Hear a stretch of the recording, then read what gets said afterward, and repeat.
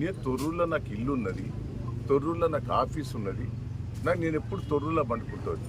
మరి నా తొర్రూరులో ఆఫీసులో నన్ను ఉంటానంటే కూడా నుంచి తీసుకొచ్చి ఇక్కడ పెట్టారు, నర్సులపేట తీసుకొచ్చారు.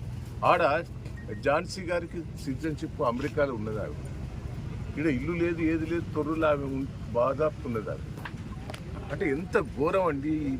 45 ఏళ్ళ రాజకీయాలలో ఇంత మోసం, ఇంత దగ నేను ఎప్పుడు కూడా చూడలేదు. రాజశేఖర రెడ్డి పీరియడ్లో కూడా ఇట్లా ప్రజాస్వామ్య విరుద్ధంగా ఎప్పుడు కూడా చేయలేదు.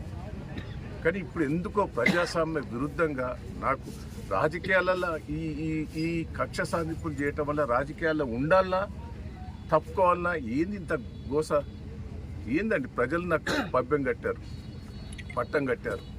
సర్పంచ్ ఎన్నికలలో మెజార్టీ సీట్లు ఇచ్చారు. నేను 46,000 ఓడిపోతే నాకు 2,000 లీడ్ ఇచ్చిన సర్పంచ్ ఎన్నికలు. పెద్ద పెద్ద గ్రామ పంచాయతీలని నన్నే గెలిపించారు. ఏదైనా మున్సిపాలిటీ కూడా మెజార్టీ వచ్చింది. ఇంత ప్రజాస్వామ్యంగా వచ్చిన దాన్ని ఇంత దౌర్జన్యంగా చేస్తాం. నాకైతే బాధ ఉన్నది, నాకు ఏడుపు వస్తున్నది. అసలు రాజకీయాల్లో ఉండాలన్నా, రాజకీయాల నుంచి తప్పుకోవాలన్నా అనిపిస్తుంది. నాకైతే ఇంత గోస, ఇంత ప్రజాస్వామ్య విరుద్ధంగా చేస్తుంటే ప్రజలు పాపం సంతోషంగా ఉన్నారు. కార్యకర్తలు కూడా రాత్రింబవళ్ళు కష్టపడ్డారండి. మా కార్యకర్తల కష్టం చూస్తే అయితే నాకు బాధ అనిపిస్తుంది.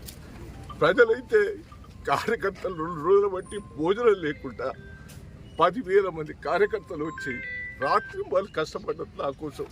నేను ఏం చెప్పాలి, ఏందైనా చెప్పాలి? ఎట్లా ఇంత విరుద్ధంగా చేస్తా అంటే రాజకీయాలలో నేను ఉండాలన్నా పోవాలన్నా నాకైతే బాధ ఉంటుంది. దయచేసి ఏంది ఈ దౌర్జన్యం? పోలీసు వాళ్ళు కూడా దయచేసి ఇట్లా చేయటం కూడా మంచిది కాదు.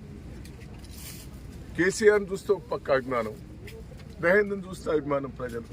కానీ ఇంత అరాచకాలు చూస్తుంటే నాకైతే ఏమన్నా చెప్పండి. నా కార్యకర్తలకు ఏం జవాబు చెప్పుకోవాలి? కార్యకర్తలకు నేను ఏం జవాబు చెప్పాలి? పాపం తెగించి పనిచేసారు ఈ రోజులు. జై తెలంగాణ.